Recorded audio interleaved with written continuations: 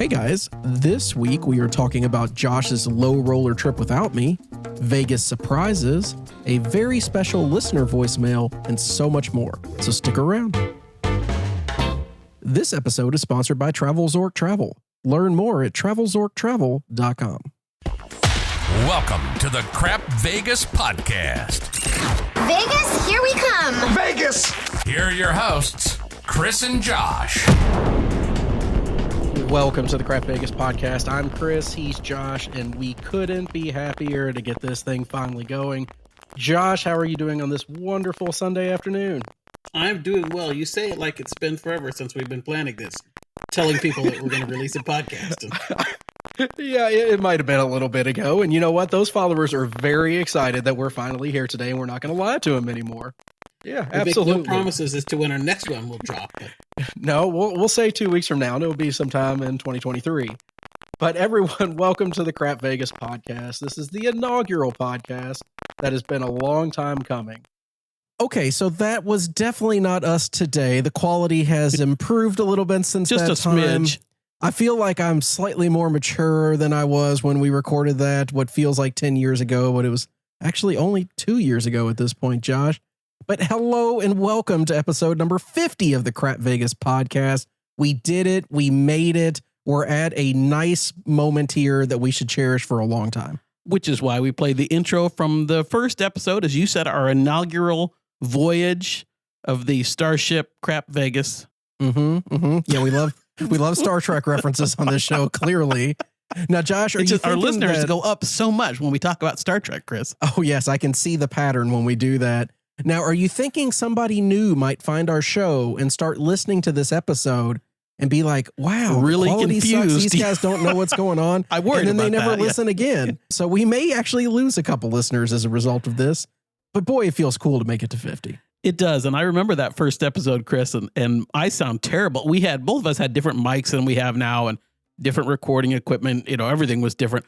I was using basically a handheld mic. I think I was sitting on a bed, just holding the mic up to my mouth. It was, yeah. I don't remember what episode it was, but I distinctly remember recording an episode when I was sitting in a Vegas hotel room. I think it was at Aria, and just using a handheld mic in my hand, sitting on a couch recording. It did not turn out too well, but you know what? We tried. We did. So thank you, all of us, for coming on this long ride with us. You've made it a couple years. You've made it 50 episodes. You guys are the best. We really appreciate it. We wouldn't be doing it without you. Yes. Thank you guys so much for listening and continue to grow our show. It means a lot to us. Yeah, so let's tell people how to get in touch with us so they can continue to give us feedback. You can reach us via email. That is podcast@crapvegas.com. You can leave us a message on Facebook at crapvegas.com/Facebook. You can leave us a voicemail that we'll never listen to. That's crapvegas.com/voicemail. Or you can leave us a message on Twitter. X. Wow, that was a little delayed today. He's at Vegas Duffy. I'm at Small Whale 13, or the show page is at Crap Vegas.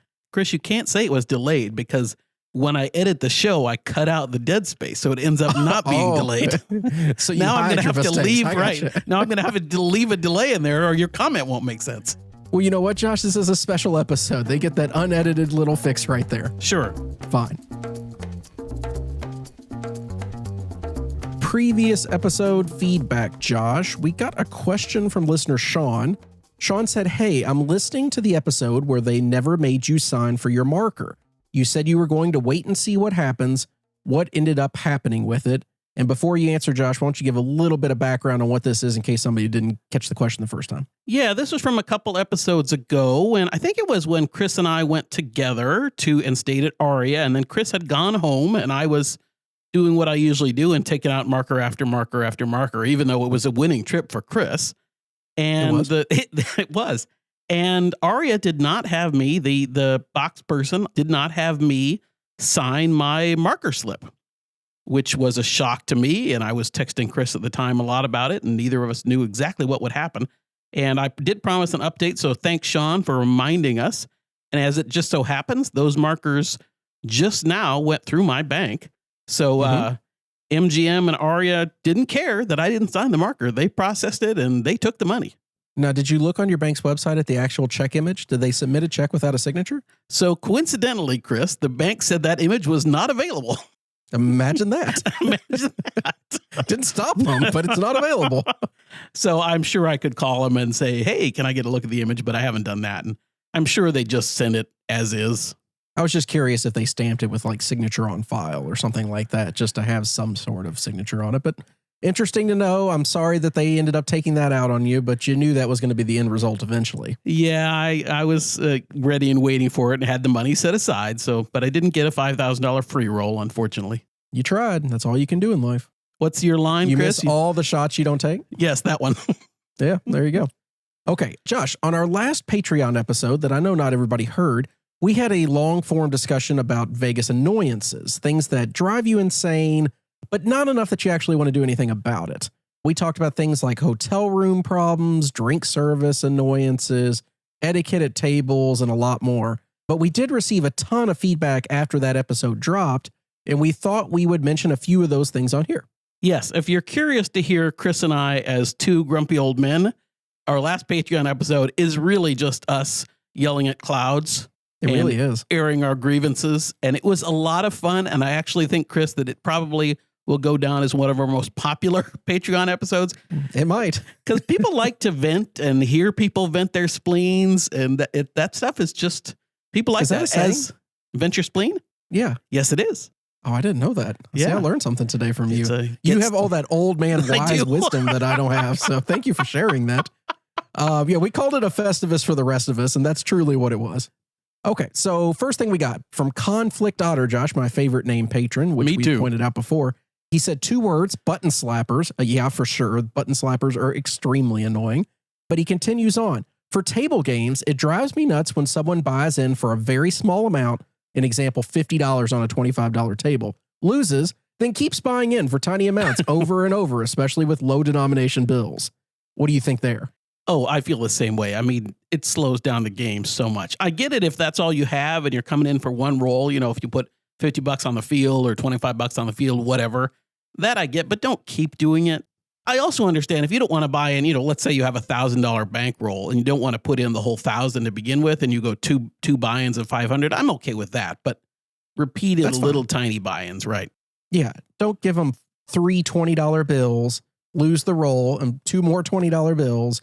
Yeah, that gets old very quickly. And here's the thing. You can always buy in for more than you're going to play with and just put the rest in your pocket. Well, Nobody's going to force you to use it. Yeah, absolutely. And Michael Traeger, one of our good friends, that's his kind of philosophy. He really believes in buying in quite a bit more than you can afford on the chance that, you know, maybe that gooses your rating a little bit or helps you.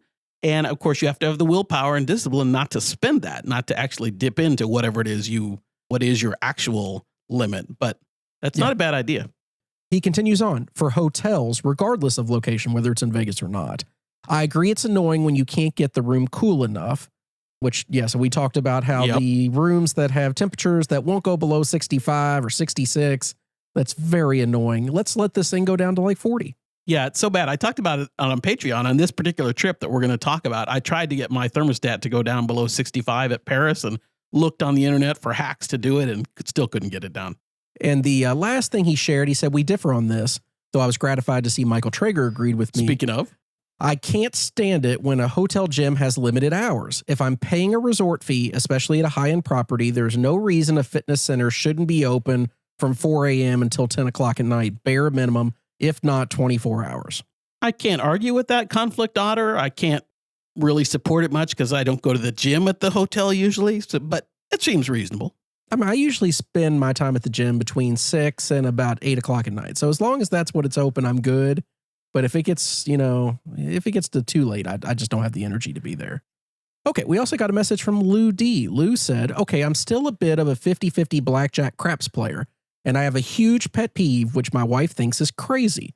I absolutely hate it when a blackjack dealer looks at a dealt card after they pulled it from the shoe. Please just pull and flip it immediately so we can find out together. Josh, you know what he's talking about. You're waiting for that bus card to come. The dealer pulls it out of the shoe, takes a peek at it themselves to see what's going to happen. Teases is a little and then tease you. Sometimes they'll pretend it's a good card when it's really a bus card. And sometimes, they'll really rub it in. But You know what he's talking about here? Oh, yeah. And I'm with you. Lou. That drives me nuts. Sometimes it can be kind of fun once in a while if you get a sense of their facial expressions right. But especially if you lose. It's like, please don't do that to me. No, but I'm okay with them playing with you one time. Right. If you're new at the table and they're like, oh, I got you. But when you do it 40 times and step on the joke that much, it kind of loses its luster and it just becomes annoying. Speaking of, Chris, how do you feel about if you double down and you get one card, do you want it face up or face down? Personally? Yeah. I do not care one way or the other. Most regional properties won't even deal it face down. Some state laws prohibit it. Right. So it just depends on where you're playing.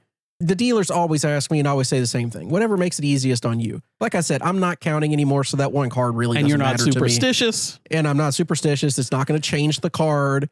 So no, I don't care if it's up or down. We played a fair bit of blackjack on this trip, and all of us were insistent that it always be face down when we could. Okay. Well, I mean, novice blackjack the players, suspense, I understand that. yeah. If it makes it fun for you, then do it. Right. That's what it's all about. Yeah. Vegas Shaft said, slot players, stop hammering the damn button. So that seems to be a common theme here. I mean, Josh, recently I've seen videos of people slamming the button, slamming the screen, somebody licking the screen.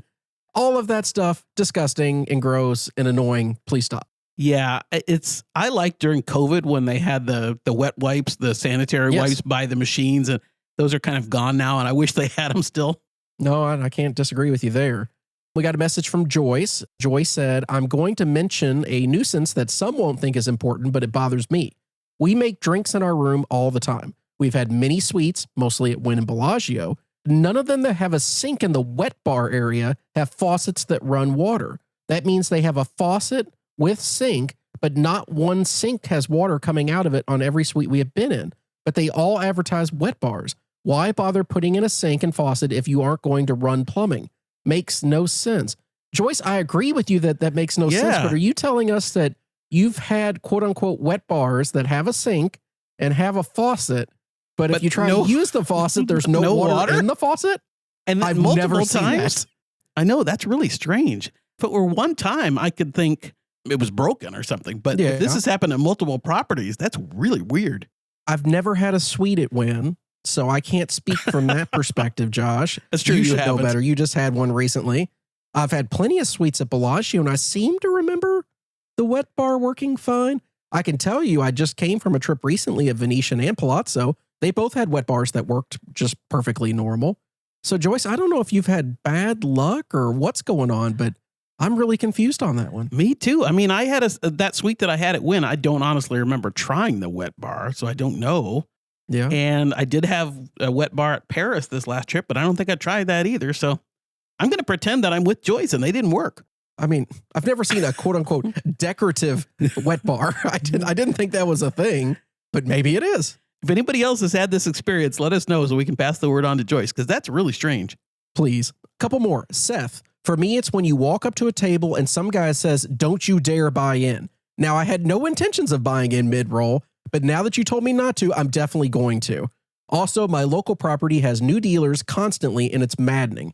I also just played at Hard Rock in Florida, and they just got craps last year. They paid me wrong almost every other roll. I'm like Rain Man when it comes to my money, so pay me right. Yeah, they definitely need to be paying you right. Josh, mid-roll buy-ins, if somebody told you not to, would you defy them instead and do it? No, I would not do that. And I think, I don't know if I don't know if it would bother me as much as Seth. I'd probably just say something like, don't worry, I'm not going to, or something like that. But if they were rude about it, maybe I would be defiant and just do it. Know. Screw I'd you. Consider it. I always wait, no matter what. If somebody says something, doesn't say something, and I have missed some amazing rolls waiting patiently. And Josh, I'll take it a step farther. I won't buy in when they make a point if they're in the middle of a good roll. I always wait for a new shooter. And I can't tell you how many times I've walked up and had to sit there and watch a guy make 7 points and make them all. And I'm just standing there. Usually Chris is texting me while this is happening, too. Oh, yeah. I'm venting. I'm fuming inside about it. But my etiquette just says, nope, we're going to wait for a new shooter and start fresh, because I don't want to be that guy that gets yelled at because you messed up the mojo at the table or you added a hand at a blackjack, whatever it is. I just don't want to be that guy. I don't have the patience to wait for a new shooter. Because that's what you said, right? You wait Yes. not just until a point is made, but A brand new shooter. Yeah. Yeah, I can't do that. I don't have the patience for that. I'll wait till 7 out or make the point, but I can't wait past that. Well, I will tell you what I've been doing recently, Josh, is I've usually found the table I want to play at, and I don't walk all the way up. Right. And I watch from a distance for a minute, and I wait for them to either go to flip the puck over and say 7 out, and as soon as I see them making the motion and everybody's upset, I walk up. I like it. Yeah, it works well. At least for me, it does, because I can't stand there and watch it too much more. Last one from Maryland. Pet peeves. Rooms with no or not enough outlets or charging ports next to the bed, rooms without a proper desk or table to work at, and cocktail servers who don't carry extra waters on their tray. I can't argue with any of those. The last time I stayed at Rio, you learn if you stay at Rio to bring a power strip with you because they don't have outlets where you want them, or extension cords or things like that. Well, I'm sure they do now, Josh. They're remodeling and everything's great. Sure, absolutely. As for cocktail servers with water, Chris, that's right up your alley. I'm sure that bothers you. No, because I won't drink the standard bottles of water because I'm a snob. I want the Fiji water, so I don't want that cheap water they put on the tray. If you're not carrying Fiji, you're just dead to me. And I've never seen anybody carry Fiji unless we're talking about at a place like Aria or Wynn, if they know you consistently ask for it and you're a good tipper, typically they have it on the tray when they come back to take everybody's order and just hand you 1 or 2 of them because they know you're going to want it anyways. And they just say, keep the money coming. And you may have gotten like 2 drinks into a bottle and they'll already bring you another one. Here, I brought you another one just in case so they can get that extra $5. They're not dumb. It works out well. Absolutely. Okay, so thank you guys for all your feedback on that. If you have anything else, let us know. Maybe we'll talk about it next time. Yeah, thank you guys. Okay, Josh, main topic time. You went on a trip to Vegas. And I don't remember if we talked about it last episode or not, but this was a weekend that I wanted to go to Vegas. I said, Josh, are you free? I booked flights to go to Vegas. I had a hotel reservation. I had show tickets. Everything you could possibly arrange, I had arranged for us. And you said, no, I can't make it. So about 2 weeks before, I canceled everything. I canceled my flights, canceled my hotel room, or at least tried to. And then 3-4 days before, you sent me a text message. You're like, hey, by the way, I might actually be going to Vegas this weekend. Yes, this was a trip. You guys have I've talked about it before. I go periodically with my friends, Ted and a different Chris. So we were going to go the second weekend in March, and it ended up plans changed. And so we switched it after I told Chris that I couldn't go the first weekend in March. Plans changed, and we ended up going without you, Chris, the first weekend in March. Yeah, my feelings weren't hurt at all. I wasn't definitely crying at home the whole weekend because I got shafted. I felt kind of badly about that. I'm not going to lie. Yeah, kind of. If I knew you were going to go with your friends, I still would have gone. Right. And maybe we would have played one. We've done that before. Yeah, that's what I was going to say. Right. We played coffee dice one morning, usually at an unrelated property, and then just kind of moved on for the day and we did our separate things. But you didn't even give me that opportunity. You just said, no, I don't want you in Vegas while I'm in Vegas. But as it is, you did go up to your local casino once and you did have a winning session at the local casino. So that should assuage your hard feelings a little bit. No, not at all. Didn't do anything. My feelings were still hurt. They're still a little bit sore right now, but I'm slowly recovering. But let's talk about your trip, Josh. Where did you guys end up staying? So we stayed at Paris, and I had a room in the normal Paris Towers, whatever they're called, and so did my buddy Chris. But my friend Ted had a room in the Versailles Tower, the new Versailles Tower. I was going to ask you if you were going to get a room there. So when we were booking, I said to those guys booked before I did, I said, which tower did you get? And I could get a suite in the old towers, whatever they're called at Paris. I couldn't get a suite in Versailles. So I thought I'll just take a suite in the old tower. So there were 2 of us in those. I purposely did not tell Ted that he could check in at Bally's or at Horseshoe. I didn't tell him that. I wanted him to have to do the walk. So okay, that was nice of you. Yeah, he didn't. What a good friend. I know. Yeah, I know. You got to, it's the little things, when you're with friends, you got to stick the knife in every once in a while. So the whole trip, he was complaining about if you're at the Versailles Tower at Paris, remember, this is actually a tower at Horseshoe. And they are going to build some sort of faster connection point or something, but that hasn't happened yet. So if whoever you're in Vegas with is staying in the old towers and you're staying at Versailles, it is a little bit of a pain to always meet up. Oh, I'm sure it is. I mean, that's a long walk to get between those two locations. Yeah. But he liked the Versailles Tower a lot. Everything's renovated in there. A really nice room. He said I didn't go see it, but he was really happy with the room. My room was a nice room. I was really happy with it. Water pressure was better than I had at Planet Hollywood on my last low roller type trip. Okay. I think between the two properties, though, Chris, I actually am kind of coming around to your line of thinking, which is I like the rooms at Planet Hollywood a little better. Even though I had a suite at Paris and it was nice, the thermostat didn't go down below 65. The bed wasn't quite as comfortable for whatever reason. Maybe it's my imagination. Who knows? Just a few little things. I do like Paris. It's just, I think I preferred my room at Planet Hollywood a little better. Yeah, that's always been my number one choice for a Caesars property for the most part nowadays. It, of course, used to be Cromwell when the Cromwell was a great place to actually be and stay. That's long gone at this point, but Planet Hollywood holds up pretty well, and I always enjoyed staying there. Yeah, but no complaints about Paris. It was fun, and my room was nice, so no issues there. Everything worked.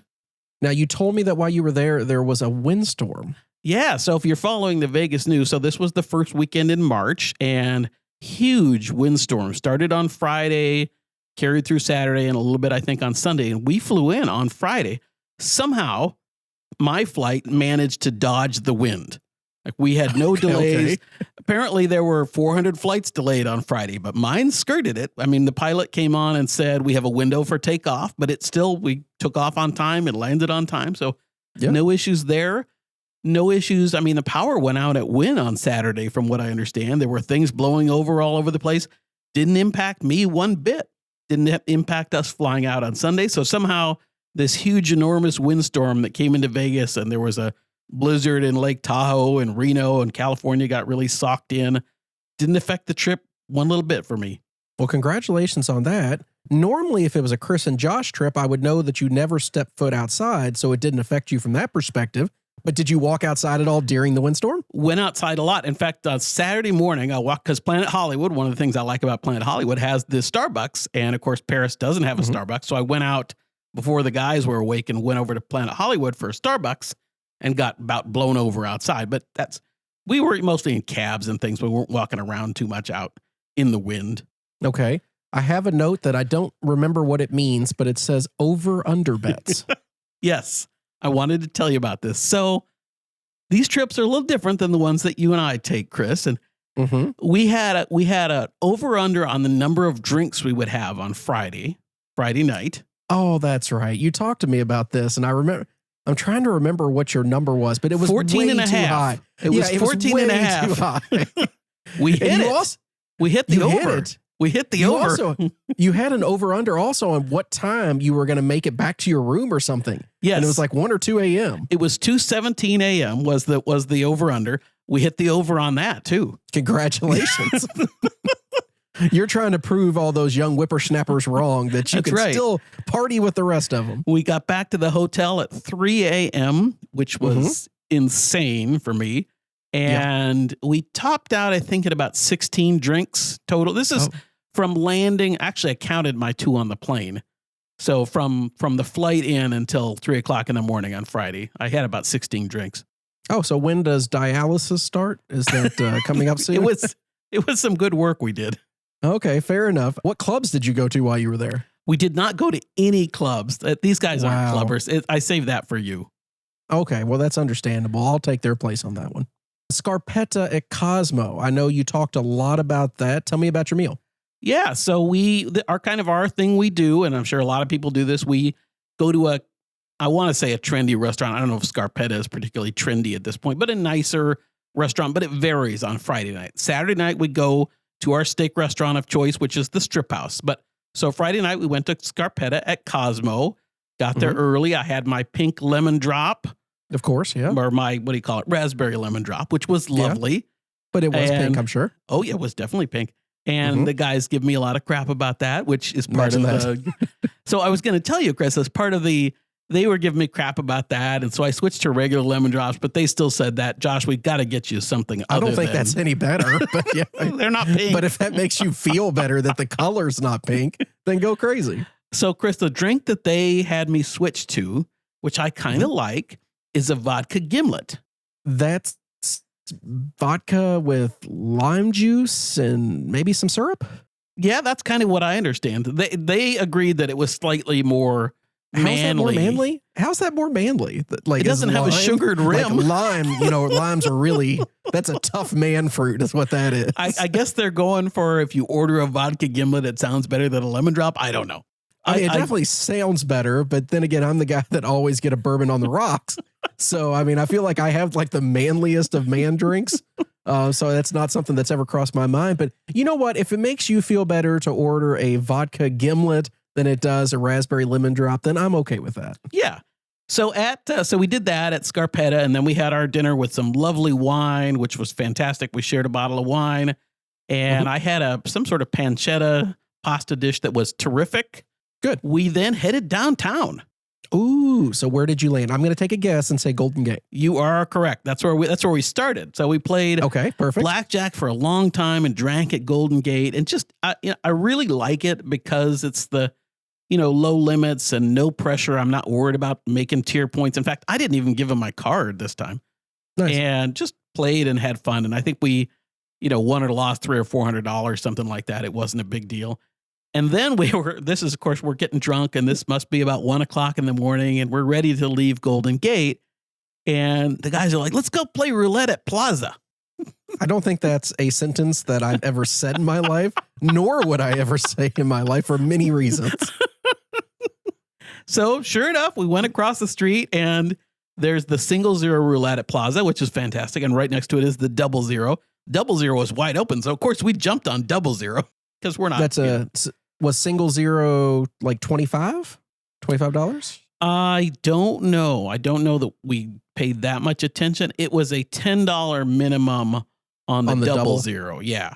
Okay. I think it was 10. I was just curious how it 15. I think it compared. was 10. I mean, you see it sometimes where the 0 table has a higher table minimum. Yes. Yeah. And the 0 just happens to work out that way. But what was it like playing roulette, Josh? That's not something we do too often. It was fun because I could win or lose $100 and it was no biggie. I think I ended up winning on for the roulette. But the funny story, so my friend Ted is a bit of a clothes horse, and he always dresses in a jacket and slacks. And when we go out to dinner on Saturday night, we all wear jackets. So this is, a little different than how I usually roll. So Ted is wearing this night on Friday night. Ted is the only one of us that has a jacket on with a pocket square. Oh, fancy. And he's got kitten tennis shoes, Chris. Oh, wow. Going back for our listeners, going back to episode way long time ago when Chris and I went to the kitten store. I was supposed to send you that tie for Christmas that year, and I never did. That's right. Bad. You owe me a tie. Sorry about that, Josh. Yeah, that's okay. So Ted is dressed up, and we're at Plaza, and we're playing next to this couple, and the guy is kind of wasted. He looks over at Ted. Why are you wearing a jacket? That's a good question. Drunk or not drunk? I think that's a valid question. Why are you wearing a jacket at Plaza?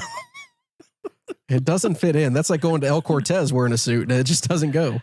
So the other thing, Chris, we're all drinking. This guy's drinking. His wife is there. He had to stop her from falling over a few times. At some point, somebody moved some of his chips on the table after a win. Like the dealer had paid off a pile of chips, and somehow they moved to a different spot. And he was like, "Who moved my chips?" And then he looked at me. "You moved my chips." I said, "No, I didn't move your chips. But it's all good, man. You got them. Nobody tried to take them or anything." And he was about to fight me. Wow, Josh, that's pretty much what I expect downtown, but still fun. Oh yeah. So that was our Plaza and Golden Gate. A lot of fun. As a reminder, Golden Gate now only has one craps table, and it's now, Chris, if you visualize it, they don't have the two that are parallel to each other. There's just one at the other angle now. So it's perpendicular to where it used to be. Perpendicular, right?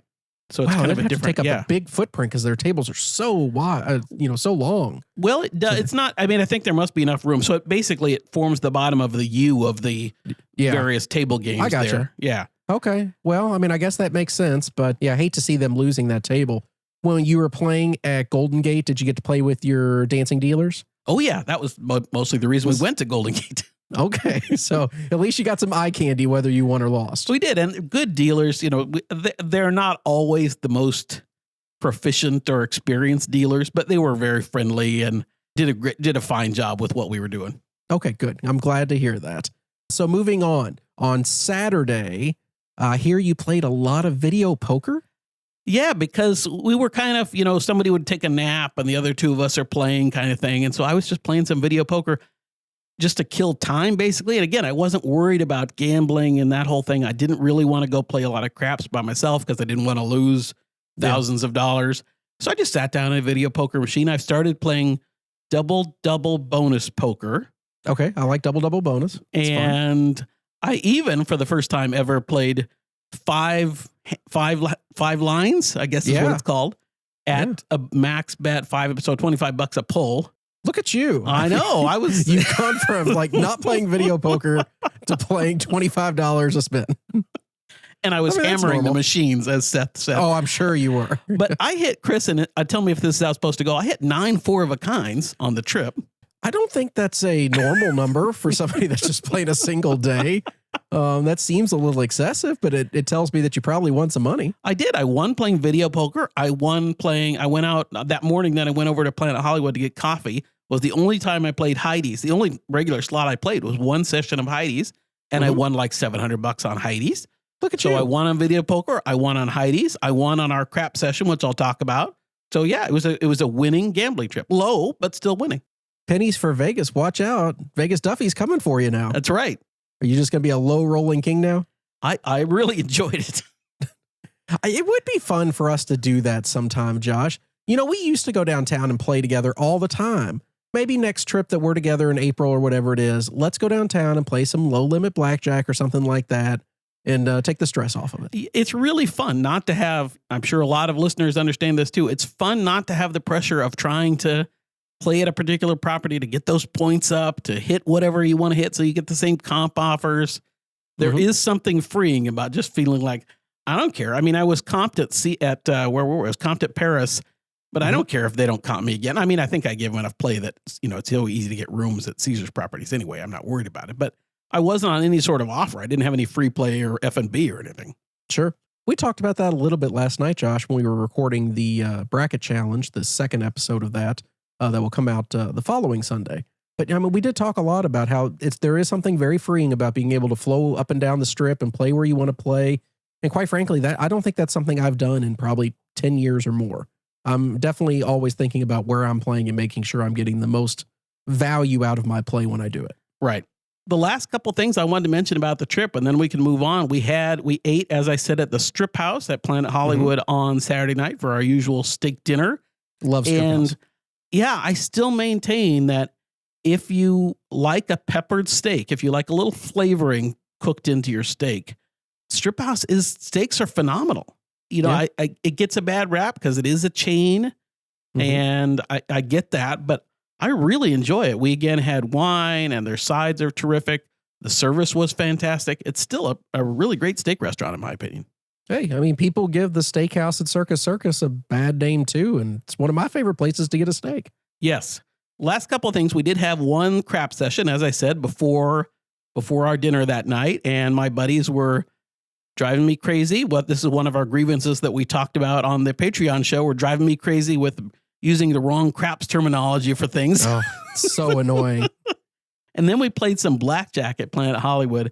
We had one of those cocktail servers that you just dream about that basically brings you a next round before you even finish you ask for it. Well, not before you even finish your previous one, and they won't let you have two. So you have to down your previous one because she's got the other one in her hand. I've never had anybody say that to me before. Oh yeah, she was insistent on it at Planet Hollywood. She said, we'll get in trouble if you have two or something. So, this is at the blackjack table. So maybe it was that, they didn't want drinks all over the table. Oh, that is okay. I was going to say that's a different thing because you don't want 800 cups sitting on a blackjack table. So I can understand that. But there's been plenty of times I've ordered a second drink and I'm not even a quarter of the way through the first one. And they just sit it right down next to my next one. And then sometimes I have a third one show up. You never know. Well, Josh, it sounds like you had a really fun time. I'm sure I would have had a really fun time too if I got to be there. But, we'll connect soon, I'm sure. Oh, we definitely will. After the break, we'll finally discuss a topic that has been eluding us for weeks. So stick around.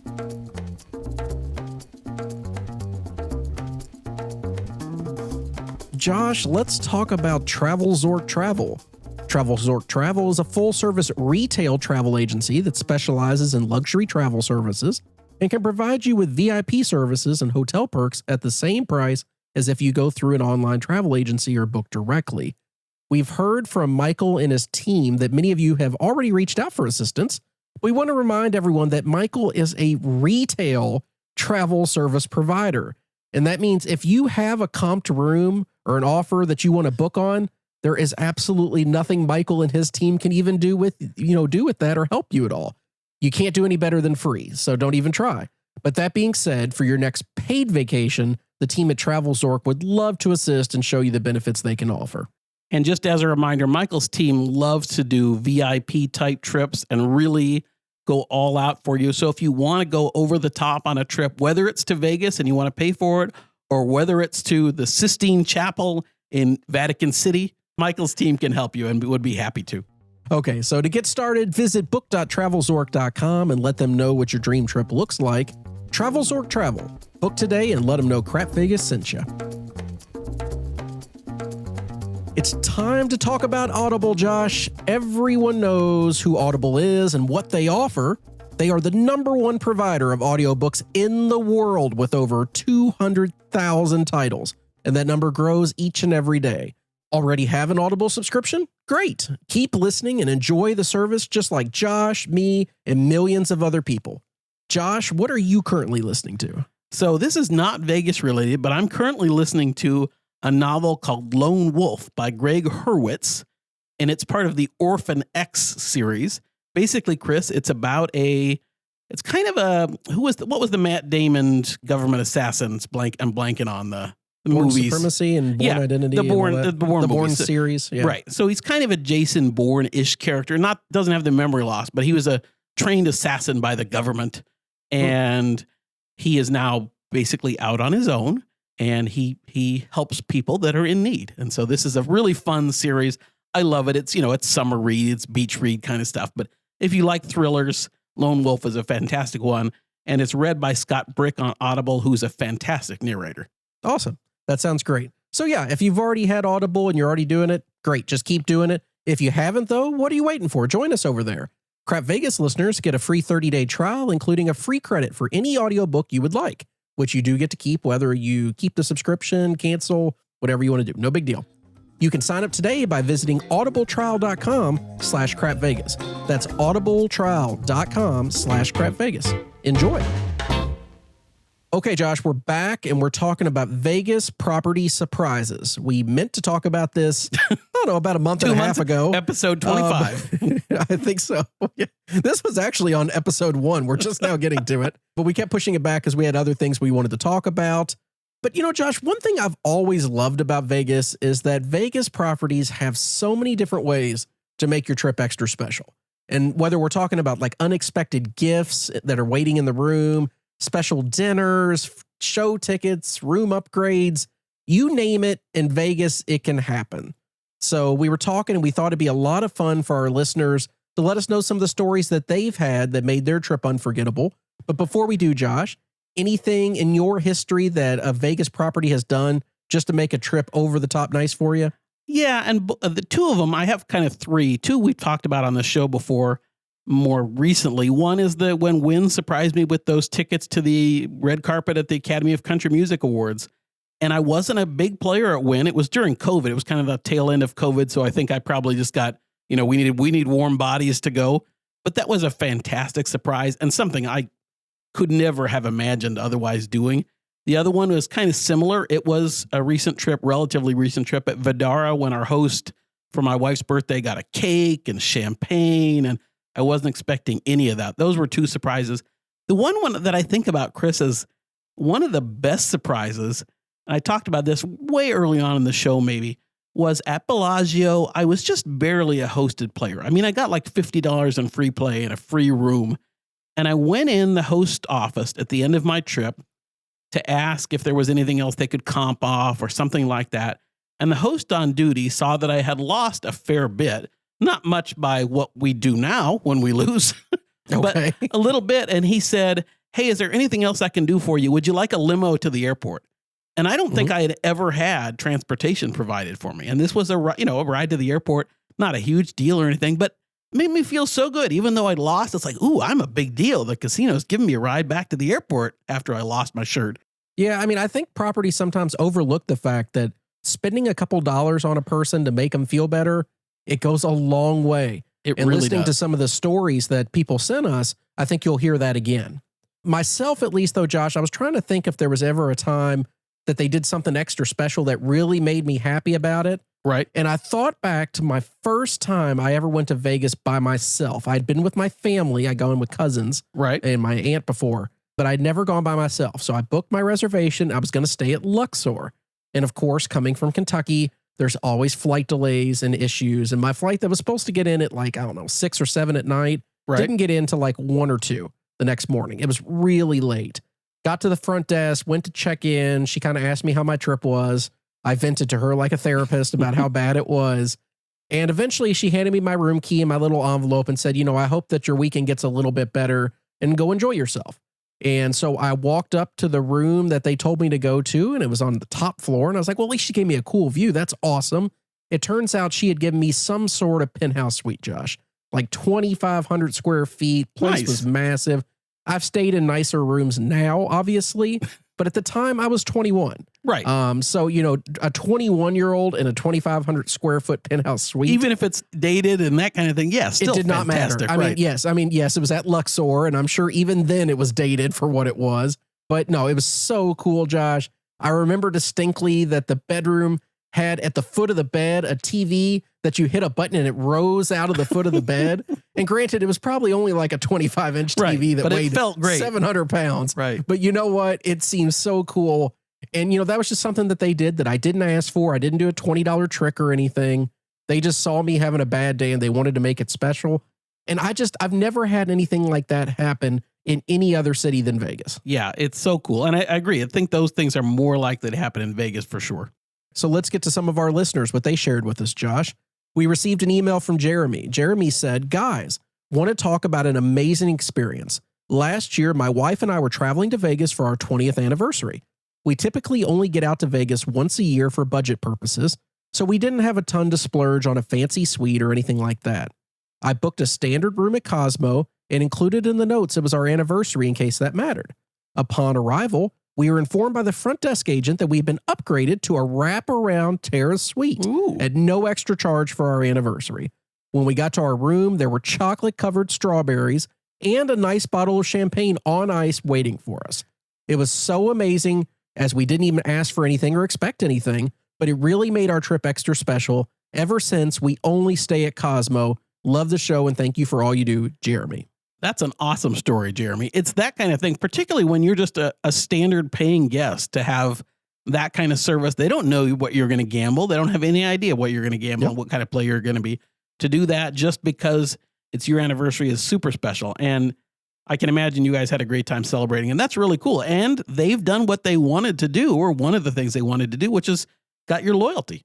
Yeah, absolutely. They've locked you in now with something that didn't cost them a ton of money. Right. That suite, I'm sure, was open. It was going to go unused.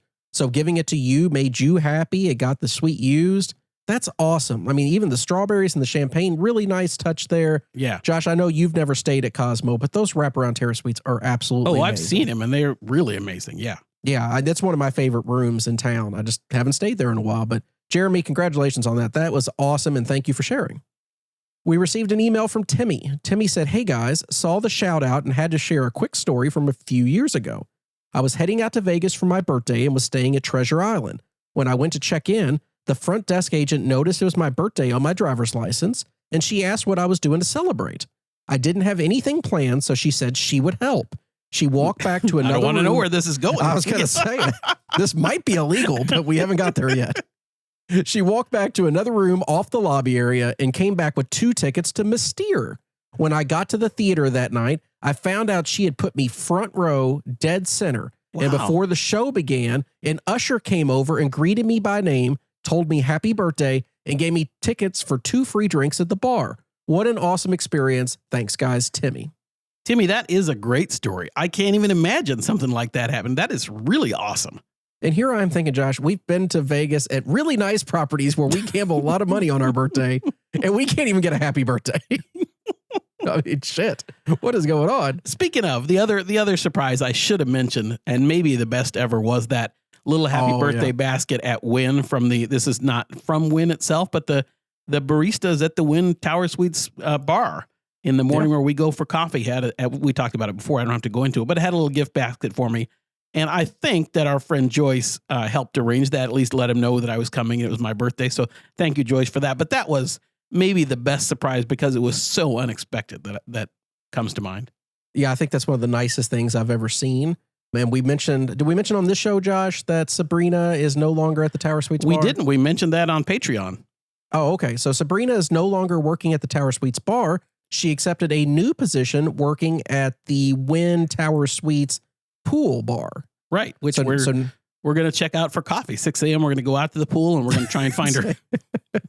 Get a Kahlua or something, I don't know. So congratulations to Sabrina. She really is one of the nicest people that you'll ever interact with. I'm really happy for her with her new job. So all of our pool goers, go say hi to Sabrina and tell her we said hi. There you go.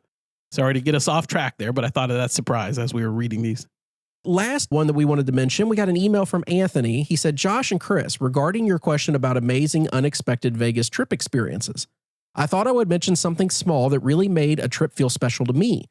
I was staying at Wynn back in 2022, and during my stay, a drunk guy threw up on my pants and shoes at the blackjack table. Oops. Stop there. Josh, have you ever had anything like that before? No, thank goodness.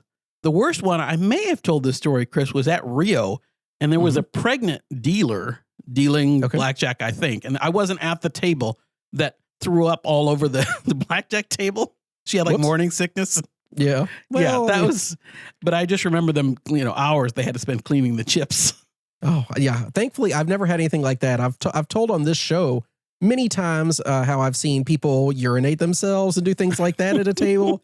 But thankfully, I've never had projectile vomiting heading my way. Anyways, he says it was a terrible experience, but talk about making things right. Immediately, a couple employees came to me and made sure I was okay and calm and apologized profusely. They got me cleaned up and I kept playing for another hour or two. By the way, if somebody throws up on me, I'm not playing for another hour or two, Josh. I'm done. Just let that be known. It's a sign. It is a sign that I need to stop. The next You're morning not superstitious, but that would be. No, it's just I don't want to smell it. I don't want to feel it. I need a shower. Lots of things need to happen. He says the next morning when I woke up, I had a handwritten note from a casino manager under my door, again apologizing for what happened, and a reminder to leave the pants and shoes for cleaning so they could take care of that at no charge. When I went to check out, they had comped off a dinner with my buddies at SW Steakhouse that was north of $200. Just an amazing experience I thought I would share and really made me a fan of the property. Well, thanks, Anthony. I think of any property that would do something like that to try and make up for what happened, it would be Wynn. That's the kind of level of service that you get at a property like that makes a huge difference. Yeah, I think they always go out of their way when they know there's a bad experience to do everything they can to put it back in a positive light. Right. Because they definitely want you coming back.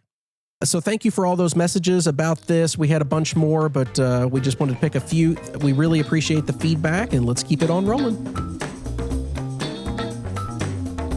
Listener questions. Josh, we got a question from Raymond back on the CV Facebook group, and he said, tried out Wynn for the first time, and I definitely think the hype is real. Such a fun experience at the craps table. I was playing 220 even numbers, got like 500 tier credits for my hour of play, and I was looking into how much you'd have to play to get comp rooms, and it says on their site that you need a black card before you can get any comped rooms, which is 70,000 tier credits, and it says you need a black card to get a host. Are both of these things true, or could I try to contact a host and tell them my average bet and see if anything happens? How much play should I expect to need? 440 in action? 880? So Josh, can you get a hotel room and do all that before you have a host? Can you get a host before you're black? How does that all work? All of those things are a yes. So, and this is not just true with Wynn. This is true with any property. Properties Correct. will comp you or give you a host without you reaching a certain reward level. So you don't have to be black at Wynn to get a host. You don't have to be black card at Wynn to get free rooms. They're going to look at your play, and that part varies at every property, what it takes to get comp rooms, what it takes to get a host, and so on. But at Wynn, my understanding is they want to see an average bet at the craps table of around $250 to begin to get comped offers and things like that. And probably that would get you hostable. I think, I started at Win when I was about that level, but it was COVID times or coming off of COVID. So it's possible those have bumped up a little bit, that they're a little stricter on that. But it's kind of that level that you can begin to see some comp offers come in. But they're going to look at your play. Just go to the host desk and say, would you look at my play for the day or the trip? And what can you offer me? Am I hostable? Will you offer me a comp room? Can you take care of my bill? That kind of thing. Yeah, Josh is right. It's like this at every property. This is not a Win specific thing. And as we've said multiple times, almost any time either one of us, Josh or I, are going to a new property, we will have already contacted a host before we got there, even if we have no play history. Yep. And just said, hey, I'm coming. Here's how much I play. And they'll get you set up. They set us up with a room, transportation. Now, granted, they don't want to give you more than you asked for, but they'll say, oh, yeah, we'll get you set up with a room. I always respond back with, hey, do you think you can handle my transportation or whatever it may be? I'll ask for other things. But yes, absolutely. Reach out in advance. You can't get anything you don't ask for, so you might as well take a shot and see what happens. The worst thing they can say is no, but definitely don't worry about hitting black to get a comp room. You can get a comp room after your first trip, even if you're red at Win. Yep. It happens all the time. It happened to me. And I had a host at Win well before I hit black. It happened the first trip I was there. So yeah, definitely don't worry about that. And I think Josh hit it. I'd say you probably want to be around 3 to 350 in action to be safe. That should probably get you a room and maybe some resort credit with it. But, maybe you could push it. And if you're playing 100, 150 and you catch them at the right time, maybe they'll throw you a midweek room or something. And don't forget to ask your box if you want to, if you're that curious when you leave a table, what did you have me rated at? And see if they'll bump that up $50 or so. They may or they may not, but never hurts to try. The last thing I was going to say is you mentioned the 440 in action, 880 in action. Based on my experience, I think Chris's too, at Win particularly, there's not a whole lot of difference, at least that we get in once you hit a certain average. Our average going up from 440 to 880 hasn't really done much for us as far as return comp value, I would say. Yeah, we've talked about that a lot. Josh and I, especially when I first started playing at Win, I was playing 270 across at the time. My average bet was probably in the $400 range is probably what it was. It was what they had me coded at for a long time. By the time you factor in the pass line and feature bets and stuff like that. I mean, nowadays, my average bet can range from $750 for a bad box to $3,000 for a good box. It just depends on how it's going. I have. But I'll tell you what, my offers at Win effectively have not changed in the past 2 years I've been going there. It's the exact same room. It's the exact same amount of resort credit. The offers for like gift cards and stuff, mine are a little higher now than they used to be. And it makes Josh mad because I'm at the tier slightly above him. $250 more than I do a lot. Yeah. But other than that, no, it really hasn't changed. So no, I wouldn't push yourself. I would do just enough to get what you need, but you're not going to see much of a bump, at least from our experience at Win, between 440 and 880. And I'll go a step further than that, Josh, because I think we're coded as table games players because that's the majority of it. Right. We'll run a lot of money through slot machines while we're there playing. And it really hasn't changed anything at all. I don't think we're getting effectively any benefit for that. Yeah, I agree. But great questions, Raymond. Thank you. Josh, it says that we got a voicemail from Joyce. And looking back on the show, something that just has never worked for us is voicemail. You are welcome to leave us one, and I always say that, but we just never have time to download it and build it into the episode. That being said, the first voicemail we ever got was from listener Joyce. And because of limitations in our technology that we had at the time, we weren't really able to make it audible on the show. We played it and we responded to it. It's a big dead spot on the show. But I don't think anybody ever actually heard what she said. Well, 50 episodes later, we finally figured out how to do it. We have the technology. So Josh, let's play Joyce's voicemail clip and see if we can solve her problem. Hi, it's Joyce, JSMH 7795. I've enjoyed listening to your podcast at crapvegas.com. I've got a question for you both. My question's in regard to tracking win and losses while playing in Las Vegas. And when do players report win and losses when they're playing to the IRS? I'm wondering at what amount are winnings subject to taxes after playing? And what records or documentation should we be keeping as players when we're playing slots and table games? I know it's a lot easier for us that play slots. We can access our play daily. with our players card. But what do players do that are playing the table games? Do you keep a journal? Do you track this daily? And it would be very helpful to hear how you do it and what's best. I appreciate it. I enjoy listening to your podcast and look forward to the next one. Thanks, guys. Joyce, terrific question. I'm sure we answered this back then. I think you probably know the answers of what you asked at this point. I mean, taxability, any income that you get from gambling is taxable. It doesn't matter if it comes on a W-2G, if it comes at a table, or if it's just a normal slot win. If you win, technically it's income and it should be reported on your taxes. If you lose, just let it be and move on. I mean, W-2Gs come on wins over $1,200 or they're table game situations if you're winning a certain amount. Josh, do you keep an accurate spreadsheet of each day's gambling or each session's gambling or anything like that? As I've said before, Chris, yes, I keep a detailed journal of every roll of the dice, win or loss, so that I have that record for tax purposes. Josh, let's say that the microphones were turned off and there was no video right now. Do you think your answer would be slightly different? My answer might be different under those circumstances, Your Honor. Okay, fair, yeah, fair enough. Objection. Yeah. Oh, gosh. Yeah. So, Joyce, I try every year. I say I'm going to make a log of every day that I gamble and put the wins and losses on there. And I usually do it for about 2 weeks. And then I stop doing it because I miss a trip. And then it's like, okay, what's the point? Because it's not accurate at this point. But yeah, I mean, I try to use win-loss records at the end of the year. Yeah. Because usually, at least in my perspective, Josh, what happens is I get to the end of the year, I have a ton of W-2Gs with a bunch of income on it. And so what I do is I go back and grab my win-loss records from all these places, and I try to find that I have enough losses to offset all those gains. And then I consider myself, okay, is that the right way to do it from the IRS perspective? No, that is not. Win-loss statements are not effectively official by any means. Right. You can't rely on them. I think the documents themselves say do not rely on this for any tax purposes. It's just a general statement, but I'd rather plead ignorance if that day ever comes. And it's a little harder as an accountant to do that, but you know what? I'll try it and then we'll see what happens from there. But Joyce, it was really fun listening back to that original message. Hopefully you still tolerate us at this point. I know you've been one of our best listeners and patrons since the very beginning, and we really appreciate that. Yeah, that was part of the reason that we wanted to play this clip, Joyce, was we now knew how to boost the audio, which really isn't that hard, but back in the day, it was hard for us. But we wanted to just kind of honor you because you were that very first phone call that we ever got, voicemail that we ever got that we couldn't hear, and you're one of our greatest listeners, and so we appreciate that and appreciate you, and we wanted to show that to you. And Josh, I'll go a step further for anybody that remembers back 50 episodes ago. She left that voicemail on a hotline that I set up when we first created the podcast. And I forgot the fact that if you don't pay for those hotlines, the free ones, they disappear after like 3 days of non-use.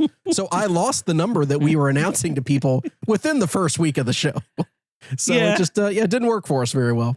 The one thing, Chris, I don't know if you knew this when I was looking for that clip, that voicemail from Joyce actually came in episode 3.5.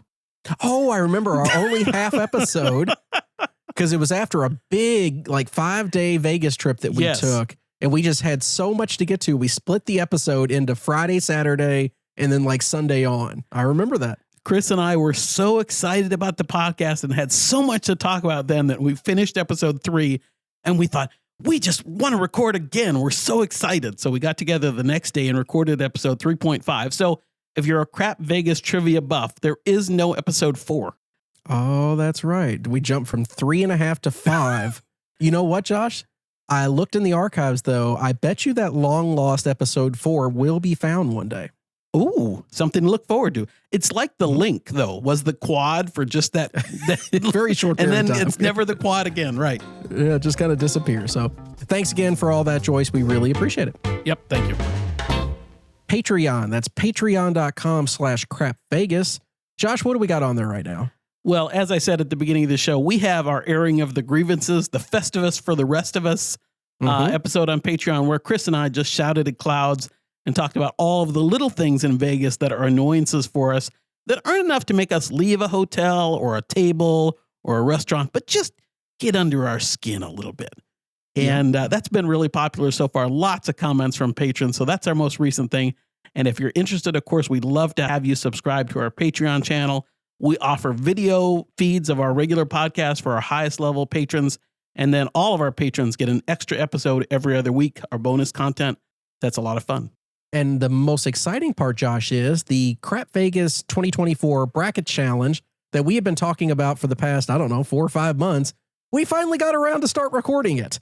So actually, the day that this releases, when this releases this Sunday, the first Bracket Challenge is also going to be released. So you're going to get 2 episodes in the same day from us. You're probably welcome. Confused, right? Or you're not welcome. I like your welcome idea that you want 2 episodes. If you hate it, then no, you're not welcome. Don't listen to it. I don't care. But that being said, the first episode, it's the Linus region. We recorded it with comedian, actor Keith Lyle. Keith is hilarious. Great guy. He lives in Vegas. He's a former dealer. Nobody could get better insight than him. So he joins us for the first episode. And joining us in the second episode that will release 1 week later is Karen from over at the 360 Vegas podcast. Yep. And both of those 2 have been a lot of fun to record. I hope you really love them because we had a lot of fun with the Bracket Challenge. We're going to continue to have a lot of fun as we record these. I think as our matches are decided, is that how you would say it, Chris? And the brackets get tighter, you get the higher seeds against each other. They'll get even more fun as we pit Win against Phoenician. I'm just making that up, but things like that. It'll be fun to choose between those I agree. ones. There's a lot of chalk in the first rounds. As we started recording these, we realized that. So some of the picks were easier than others. But definitely once you start getting to the second round and beyond in the Sweet 16, you're going to have some really interesting matchups. We're making the first 4 episodes, all of the first round, available to all of our listeners. It'll be right on our main podcast feed. Video versions of all that are going to be available on Patreon for all our patrons. And then once we advance past the first round, all that content will move over to our Patreon page. So we'd love to have you join us over there if that's something that interests you. It's a little late now to sign up because you're not going to hear this until Sunday, but patrons, we're going to have a chance to win up to $1,700 worth of prizes for putting their picks in. Tons of good stuff there. We'd love to have you join us for the next big thing that we're doing, but get on over there and give it a listen. Special thanks this week to our new patrons. We have Brian B., Mark H., Ken, Mike G., Asher S., Josh D. Josh, is this you that signed up for yourself? I see it as you're reading the names. Not unless I did it in my sleep. Maybe he was, sleep subscribing to Patreon. I was like, are you trying to get our Patreon numbers up? What's going on here? Danica G., Dice Setter 711, and finally Ace Boone. And Ace Boone signed up with an annual subscription. So thank you for that, Ace. We appreciate it. Ace Boone, another one of our voicemail leavers that made the show. I think he's the only other person that made it onto the show as a voicemail. He gave us a trip report, if I remember correctly, of maybe Pennsylvania. I think it was a local. It was, somewhere something he was driving around. Yeah. I can't remember 100%, but that sounds right. Josh, upcoming trips. You and I are going together, like we said, April 26th through the 28th. I'm sure Josh will be there probably through May sometime, May that is 10th, correct. 15th, something like that. That will be, where are we staying? We're staying at Venetian for the part that you're there. And then I'm trekking over to Fontainebleau for my second trip to Fontainebleau, if you can believe it. That'll be really exciting. Look at us not going to win. Holy cow, we're getting so mature. We are. Yeah. Other than that, Josh, I don't have any other trips immediately planned. There's a chance I may go in the next couple weeks. If I do, it'll probably be a Win trip, but I haven't scheduled anything. I haven't booked any flights, so who knows what will happen there. Let's see. A friendly reminder to subscribe and leave a review on your favorite podcasting app, and to visit our merch store at crapvegas.com/shop. As a special thank you to our listeners, since we've reached our 50th episode, we are offering 50% off all remaining CV shirts in stock. We do have very limited supplies of certain sizes, so make sure you get yourself over there and get your shopping done using promo code BIG50. And Josh, talking about reviews, we got a really nice review this week from Falcon241073. Thank God it was that one, because I really hate Falcon 241072. I like 7-1 though a lot. Oh, you do? He's a nice one. Falcon's review says, if you're into craps, Vegas, or just gambling in general, then this is one of the best shows out there. Josh and Chris are great hosts and very knowledgeable about Vegas and craps. They tell very entertaining stories about their trips and play. I've even joined their Patreon for those episodes. They are just as good. So thank you, Falcon, for that. We really do appreciate it. Yeah, thanks so much. And anybody that wants to leave us a review, especially if it's 5 stars, we really appreciate that. Yeah, and if it's less than 5 stars, just keep it to yourself. We really don't care. Are you supposed to say that? I don't know. Either way, Josh, anything else you want to talk about this week before we get off? Well, the last thing, Chris, because we didn't cover medical maladies at the beginning of the show, so I had to go and have blood drawn yesterday. And the woman that the phlebotomist was I think probably Eastern European by her accent. Okay. And I'm sometimes a hard, what do you call it? A hard poke, when they have trouble finding a vein sometimes. Okay. Yeah. And I don't particularly like needles. And she said, don't worry, I'll be gentle. But when that comes out of somebody with an Eastern European accent, don't worry, I'll be gentle. It doesn't have the same vibe. I'm sure it doesn't. Don't worry, I'll be gentle. I'll be gentle. Yes. Oh my Josh, you poor thing. I'm sure you survived because you're here. She was fantastic, actually. She was gentle. Oh, well, good. I'm glad that everything went well. Anything else going on? I told that story to my wife and she was jealous. Oh, was she pretty, Josh? Well, she had a mask on. We had to wear masks because now they're worried about RSV, I think. Oh. And so I couldn't actually tell, but she seemed to be, from what I could tell. And that was the best part of COVID. Everybody was attractive back during COVID times. I mean, it's terrific. The weirdest I had more hookers come up to me during COVID time than I've ever had at any other point in my life. Yeah, are you 21? Is it your 21st birthday? Now you're starting to sound like the Count. 1, 2. You sound like O'Neill from Aria, is who you sound like. Oh my. All right, let's wrap up episode 50. Either way, guys, 50 episodes. That's amazing. I can't believe we made it. And look at us, Josh. We even said in that initial clip, I hope we release this in 2 weeks, and we probably won't. We have been nothing but perfect timing wise ever since the first episode. It's actually, when you think, not to keep going on, but when you think about it, I'm kind of proud of that. We haven't missed an episode drop date. No, every 2 Sundays. We're there like clockwork, no matter who's sick, who's out of town. We've had deaths. We've had births. We've had all sorts of things. Can I make fun of your accent? Because you said birth. Births? Births? Would That's you like better. me to really get that TH sound Births. out there? Births. I don't know. We better sign off.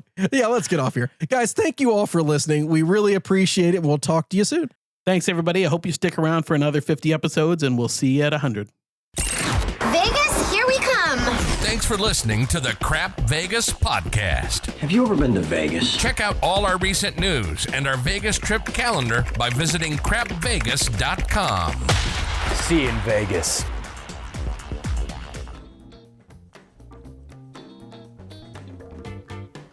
Okay. Would you like? Do you want me to reread it, or you just want to respond? Restate the question. Okay. Objection, Your Honor. He's badgering me. Sustained. Hit the gavel down. That's right. Okay, you ready? Yeah, it's so bad. I talked about it on the last show. No, I didn't. No, you didn't. Hold on.